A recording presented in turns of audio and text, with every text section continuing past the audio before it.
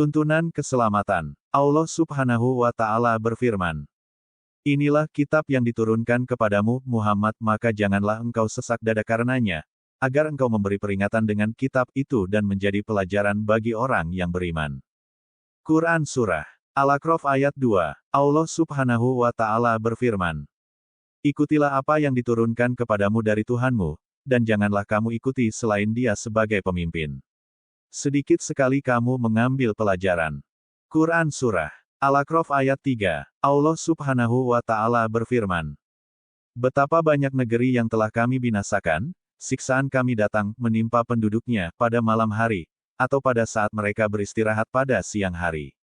Quran Surah Al-A'raf ayat 4, Allah Subhanahu wa Ta'ala berfirman, "Maka, ketika siksaan kami datang menimpa mereka, keluhan mereka tidak lain, hanya mengucap, sesungguhnya kami adalah orang-orang yang zalim."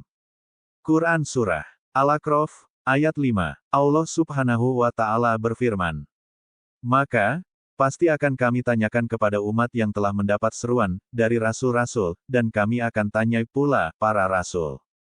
Quran Surah Al-A'raf ayat 6, Allah Subhanahu wa Ta'ala berfirman, "Dan pasti akan kami beritakan kepada mereka dengan ilmu kami, dan kami tidak jauh dari mereka." Quran Surah Al-A'raf ayat 7, Allah Subhanahu wa Ta'ala berfirman, "Timbangan pada hari itu menjadi ukuran kebenaran. Maka, barang siapa berat timbangan kebaikannya, mereka itulah orang yang beruntung."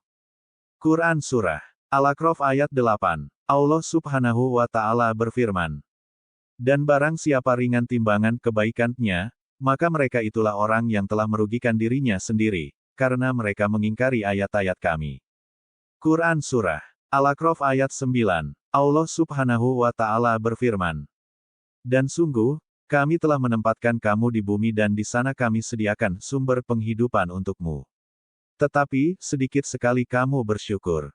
Quran Surah Al-A'raf ayat 10, Allah Subhanahu wa Ta'ala berfirman, "Maka ingatlah kepadaku, aku pun akan ingat kepadamu. Bersyukurlah kepadaku dan janganlah kamu ingkar kepadaku."